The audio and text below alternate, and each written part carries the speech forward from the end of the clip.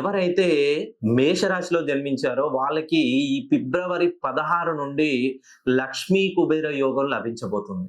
మీరు ఇప్పటి వరకు ఎంత సంపాదించినా డబ్బు మిగులుబాటు అనేది లేదు.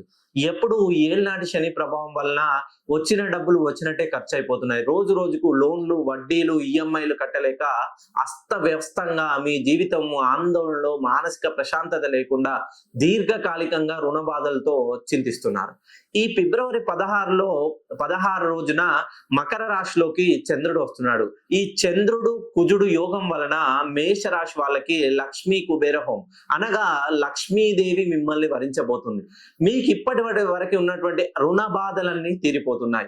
మీరు ఏదైనా పెట్టుబడులు పెడితే ఆ పెట్టుబడులు మధ్యలో పెండింగ్ లో ఉన్నటువంటి పెట్టుబడులు కాస్త ఈ 16న పటాపంచలైపోయి మీకు రావాల్సిన అమౌంట్ మీ దగ్గరికి చేరబోతుంది.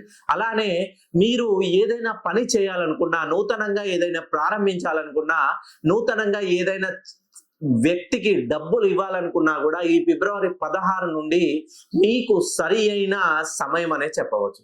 మనకి శాస్త్ర ప్రకారం మేషరాశిలో జన్మించిన వాళ్ళకి ఇప్పుడు ఏళ్నాటి శని నడుస్తుంది.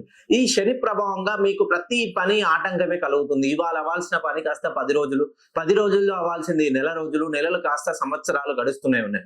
ఒక్కసారి మీరు మేషరాశిలో జన్మించినట్లయితే మీ పేరు 180 డిగ్రీల్లో ఉందా లేదా సరి చూసుకోండి.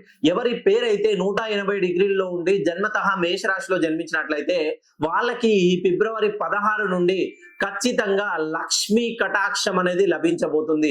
ఆ లక్ష్మీదేవి అనుగ్రహానికి మేషరాశి వాళ్ళందరూ అర్హులేనని మనస్ఫూర్తిగా విన్నవించుకుంటున్నాను.